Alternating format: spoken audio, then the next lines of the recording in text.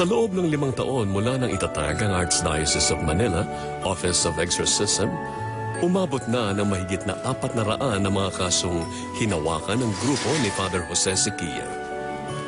Ayon pa sa kanya, sa bawat 10 kaso ng demonic attacks na idinudulog sa kanila, ang karamihan dito ay kaso ng oppression. Tulad na lang ng kaso ni Menchi.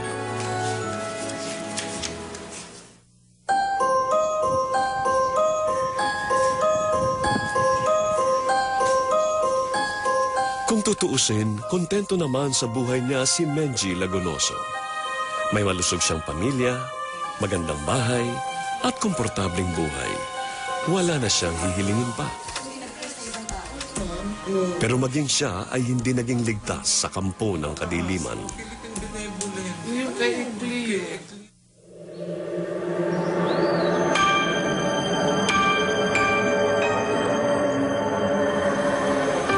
Ayon kay Menji, para maintindihan ang nangyari sa kanya, mahalagang malaman muna ang mga ginawa ng kaniyang ninuno bago pa man siya ipinanganak. Kasi sa probinsya, pag may mga sakit sila sa albularyo nagpapagamot Usually kasi, alam mo naman sa baryo, yung mga paniniwala ng mga matanda, mga nabalis ka, naingkanto ka, o kaya na ano ka. Pati nanay ko nga naniniwala sa mga ganun. Saka mayroon ako talagang angka na manggagamot. Hindi akalain ni Menji na ang ganitong gawain ay magdudulot ng mabigat na problema.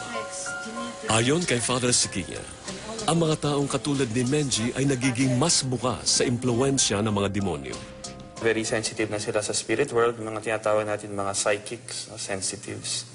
Usually, yung mga binubuksan nila yung kanilang, they call it third eye, yung kanilang psychic faculty para makipag-communicate sa mga otherworldly spirits. Palagi pupunta sa mga albularyo, mga manghuhula. They practice magic, sorcery. Ito yung mga tao na nagkakaroon ng not only an opening sa mga demonyo, kundi they become vulnerable to what we call yung mga psychic attacks ng demonyo.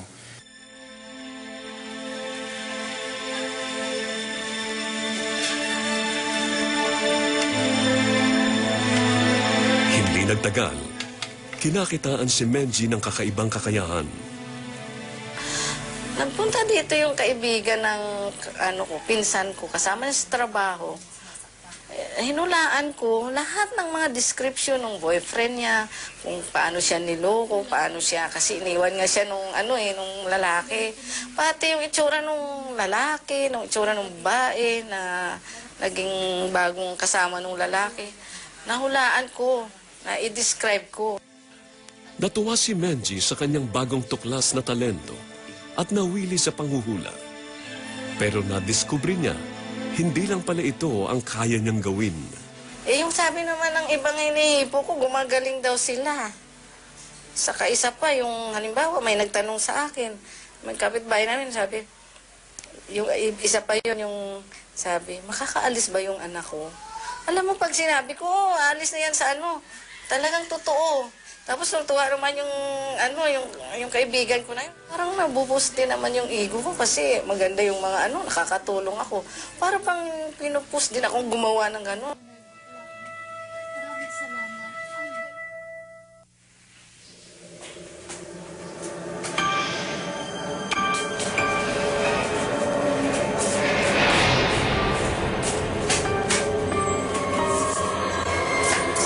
Bukod sa panghuhula at panggagamot, may isa pang kakaibang talento si Menji.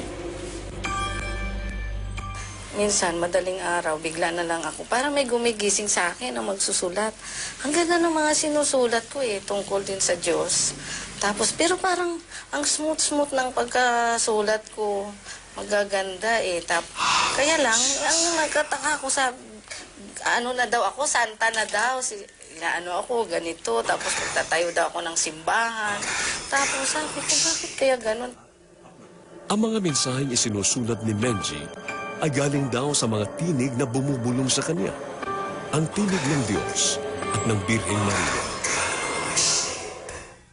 Heaven, holy be your name. Your kingdom come, your will be done on earth as it is in heaven.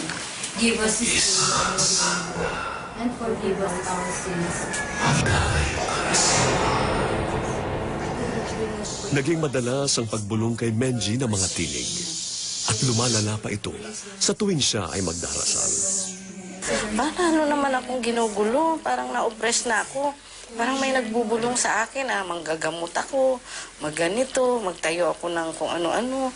Tapos sabi ko parang naiba na yung yung aking isip. Sabi ko hindi ko naman iniisip na maging ganyan ako.